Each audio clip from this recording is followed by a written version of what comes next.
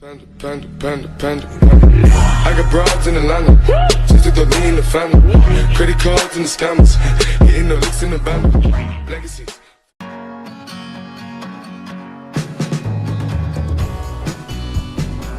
Apple's latest iPhone 7 models sport two new color finish options: a solid matte black and a high-gloss jet black.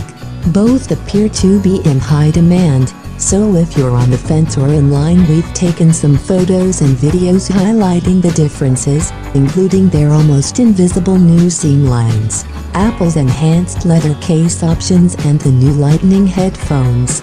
The new black and jet black above options are front-to-back black with nearly invisible black seams that join the top and bottom to the middle, allowing radio signals through the aluminum case. While visible in the image above due to purposely exaggerated lighting, in real life the repositioned seams are hard to see at all on either black model. The other finish options for the new iPhone 7 models, silver, gold and rose gold, use the same, more discreet and cap seam placement compared to the previous tidy-whitey underwear lines of the 6 and 6S. But their seam lines pop out more than the two black versions because they use a contrasting seam color. The new silver iPhone 7 sports lighter gray seams compared to previous 6/6S models' darker gray contrast seams, and both the gold and rose gold versions have white seams. All three non-black options have a white bezel on the front, where both blacks have identical black fronts. Apple ships the matte black in a white box, while the jet black model comes in a unique black box. Rather than being shrink-wrapped in cellophane, both boxes have an easy peel wrapping that slips off with a tug on their green tab, as if unwrapping a gift package by pulling on its ribbon. If you're torn between the two black options, keep in mind that the matte black is essentially jet black on the front. In fact, the jet black finish essentially makes the rear virtually identical to the front, apart from the fact that it doesn't have a display. It also feels the same like full glossy glass. In fact, there is only a slight difference in feel between the rear sides of the ultra-glossy jet black and matte black.